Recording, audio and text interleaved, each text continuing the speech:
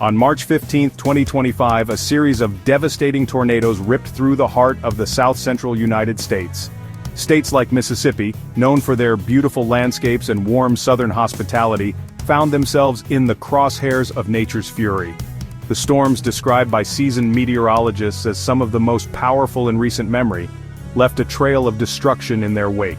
Homes were reduced to rubble, businesses were flattened, and the familiar rhythms of life were abruptly silenced. The storms, part of a larger weather system that had been brewing for days, caught many off guard with their ferocity. The National Weather Service issued warnings, but the unpredictable nature of tornadoes meant that some communities had little time to prepare. As the skies darkened and the wind howled, families huddled in basements and storm shelters, praying for the best but bracing for the worst.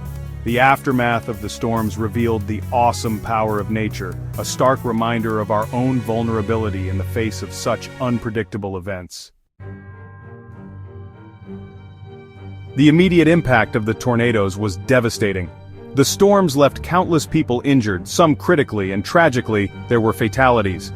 First responders worked tirelessly, searching for survivors amidst the debris and transporting the injured to overwhelmed hospitals.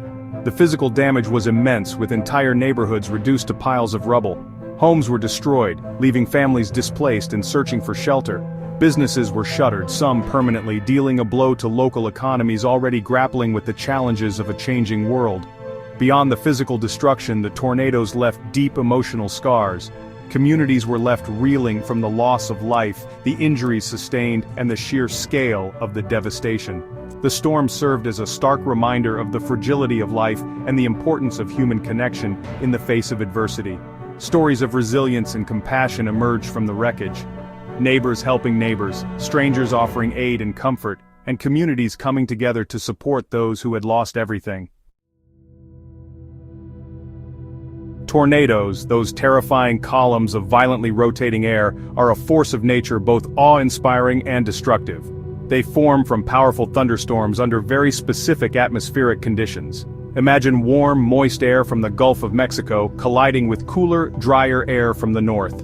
This clash of air masses creates instability in the atmosphere, like a pot of water about to boil over. As the warm air rises rapidly, it can begin to rotate, forming a spinning column of air known as a mesocyclone within the thunderstorm. Predicting tornadoes, however, remains a significant challenge. Even with our advanced technology, we can identify the conditions that are favorable for tornado development, but pinpointing exactly where and when a tornado will touch down is still difficult. The chaotic nature of the atmosphere means that even small changes in wind speed or direction can have a big impact on tornado formation. Scientists are constantly working to improve forecasting models and warning systems, striving to give people as much lead time as possible to seek shelter. While we can't control the weather, we can control how we prepare for it. Understanding the risks associated with tornadoes and taking proactive steps to mitigate those risks can be the difference between life and death. The first step is to be weather aware. Pay attention to weather forecasts and heed all warnings issued by the National Weather Service. Have multiple ways to receive alerts, such as a weather radio, smartphone app, or local news. Know the difference between a tornado watch, which means conditions are favorable for tornado development, and a tornado warning, which means a tornado has been sighted or indicated by radar. When a tornado warning is issued, seek shelter immediately.